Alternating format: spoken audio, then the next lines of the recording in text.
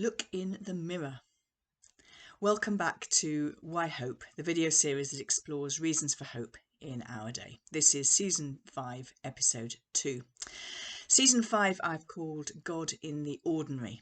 And in this second episode, which I've entitled Look in the Mirror, we're going to explore what it means that we are made in the image of God. Well, I don't know about you, but I expect you've looked in the mirror already today. I'm recording this at 7:55, and I've definitely looked in the mirror a few times already this morning. Scripture teaches that what we see when we look in the mirror is someone who is made in the image of God. Let's begin in Genesis chapter 1. And in Genesis chapter 1, we read these words. So God created humankind in his image. In the image of God, he created them. Male and female, he created them. God blessed them. And then in Genesis 5, just a few chapters later, just a little bit later in the story, we read the genealogy of Adam. It's a passage we probably often skip because it's a bit boring. It's a list of names. But look at how it begins. When Adam had lived 130 years, he became the father of a son in his likeness, according to his image, and he named him Seth. So what do we learn from these two little passages? Well, the first thing we learn is that humans are made in the image of God, and we're going to explore in a minute what that looks like. Notice that it's not just men who are made in the image of God, but women too. Now, I hope that you're going, well, duh, obviously, and so you should be. But actually, to the ancient writer and to the ancient reader, that would have been really radical. The idea that it wasn't just men who were made in the image of God, that it was women as well. In actual fact, it's even more radical than that, because if you were to kind of ask a random person from one of the nations around Israel back in the day, in the Old Testament, do you have an image of your God? They would say, yeah, we have an image of our God, and he lives in that palace up on the hill. Because the image of God was the king, and that was how they all thought. And so what we've got going on in Genesis here is a description of not just the ruling classes being made in the image of God, but humans, and not just male humans, but women as well. So there's something really extraordinary and radical. And lest we think that stops with the proto-humans, with Adam and Eve, then we have this little verse in Genesis 5 that I just read you, which shows that it is propagated. It's something about the image of God that's kind of written into our DNA. The ancient writer couldn't have said it that way, didn't know about DNA, but there's something that's perhaps a more modern way of saying the same thing. So, what does it mean to be in the image? Well, the first thing to notice is that in Genesis 1, God created humankind in the image, male and female in the image, and God blessed them. God delights in humanity. He delights in all of his creation. We see that clearly in Scripture. We see it clearly, I think, in just the wonder of it and the intricacy of it in ways that we were discussing last week.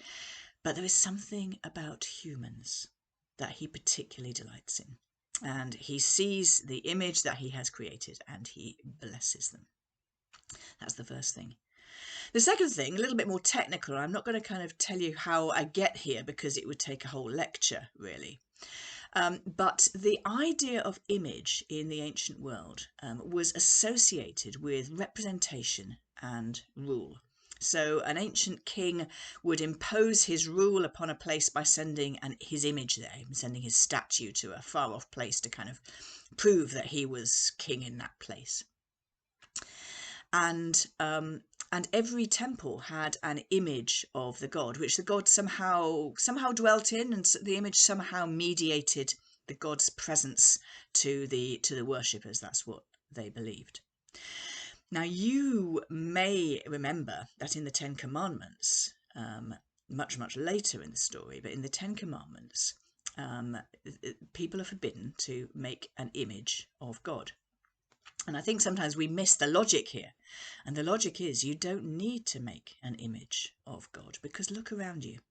Everyone you see is an image of God. This is a high and holy calling. And when you look in the mirror, this is what you are seeing. This is who you are seeing. Now, let's not imagine that we represent God perfectly, because for sure we don't. And in 1,000 ways we mar and distort that image. But nonetheless, it does remain. And we know it remains because if we read on in Genesis, then we see the language of image being used again in the context of bloodshed. So Genesis 9, we've skipped on, we're after the flood account now.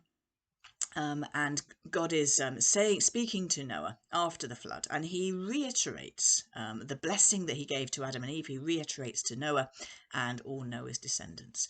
And he says these words: "For your own lifeblood I will surely require a reckoning. From every animal I will require it, and from human beings, each one for the blood of another, I will require a reckoning for human life. Whoever sheds the blood of a human, by a human shall that person's blood be shed. For in his own image God made humankind." God is here saying, humans are made in my image, and therefore I take very seriously what happens to them. I take very seriously how they are treated. Now, what we have here in this ancient text is the kind of earliest expression of what becomes known as the law of Talion, the eye for an eye formula that we see 3 times in the Pentateuch, in the first 5 books of the Bible. Now, often we look back on the eye for an eye language and say, oh, how brutal, how dreadful that was. And for sure, Jesus extends that in the Gospels and says, we can do better than this. But in the Old Testament law, an eye for an eye language, it stopped the cycles of vengeance dead. It said you can't just keep escalating violence. It will be your vengeance will be limited to exactly what happened, what was the wrong that was done, and no more.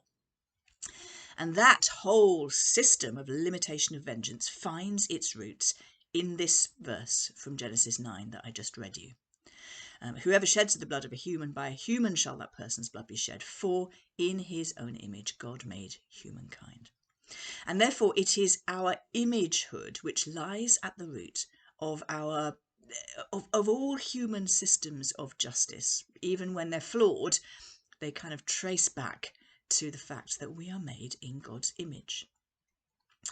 Now, of course, being made in God's image carries responsibilities. We've spoken about the representation and rule idea. There's also the responsibility to look like the one that we image. So, for example, throughout the book of Leviticus, we read the language of God speaking and saying to his people, "Be holy, for I am holy." And although the language of image isn't being used here, surely this underlies it. You must look like me because you are made in my image, says God. We see that in Leviticus 11, but in many other places in Leviticus as well. So imagehood puts a responsibility upon us, but it is not a burden too great for us. Because we who are new covenant people, we who come after Jesus Christ, after the appearance of Jesus Christ, and have put our trust in him, we are given the Spirit. And the Spirit makes us more like the image that we truly are. So in 2 Corinthians chapter 3, we read these words. Now the Lord is the Spirit, and where the Spirit of the Lord is, there is freedom. And all of us, with unveiled faces, seeing the glory of the Lord as though reflected in a mirror, are being transformed into the same image from one degree of glory to another. For this comes from the Lord, the Spirit. So when you look in the mirror today, remember you are made in the image of God. This is a high and holy calling, but not one you are called to bear on your own. The Spirit is poured out in your hearts to make you more like the one who is the truest image of the living God, Jesus Christ himself. And for these reasons, we can have hope.